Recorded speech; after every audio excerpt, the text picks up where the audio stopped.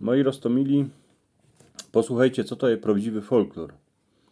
Bo wiecie, idziecie na jakiś koncert, tam zagra zespół, a wszystkim się to podoba.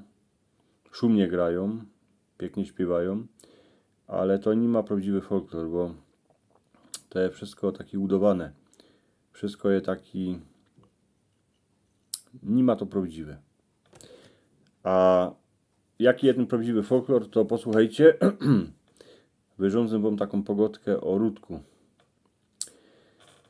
No, co to jest folklor? To długo ludzie nie wiedzieli.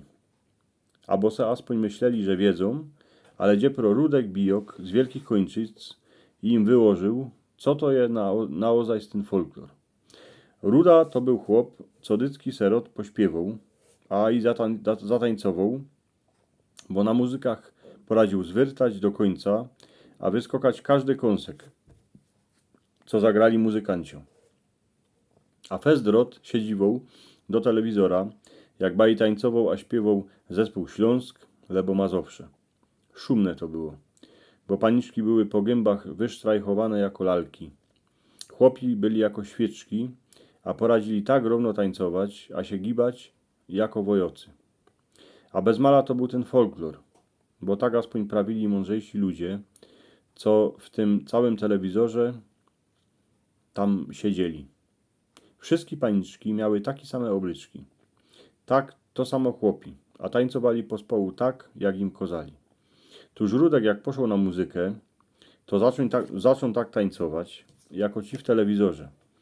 Jeny, że baby, co z nim zwiertały, chupkały roz tak, a roz inakszy, roz z prawej, a roz z lewej strony, jako dycki. Rudek był nasrany, bo chciał tańcować pięknie, równo, jako te zespoły, co się na nich dziwą w telewizorze. No a jeszcze co?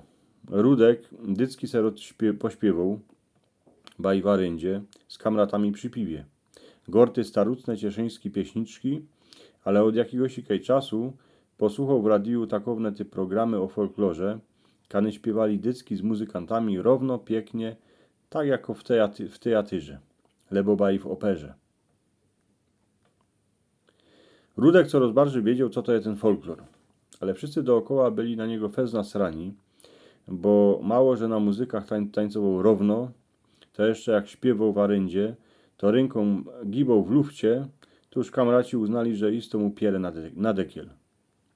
A jak się go pytali, czemu zaczął jakoś inaczej tańcować, a śpiewać, to prawił, że to jest przeza ten folklor, że tak trzeba, bo to jest piękne, równe, a wszyscy się na to dziwają. Ale prawda była takowno, że zaczął tańcować, a śpiewać w zespole, co poradzi bez mala folklor wytańcować, a wyśpiewać. Z tym zespołem jeździł po całej Polsce. A wszyscy jak go widzieli, jako śpiewa, a tańcuje, to mu prawili, a dziękowali, że im pokorzył ten folklor z cieszyńskiej ziemi. Rudek pomału jednako zapomniał, jako tańcował oto rok temu, a jako śpiewał w gospodzie. A w ten czas to było coś ganz inkszego, bo był pospołu ze swoimi kamratami, przyjacielami, był pomiędzy swoimi a u siebie.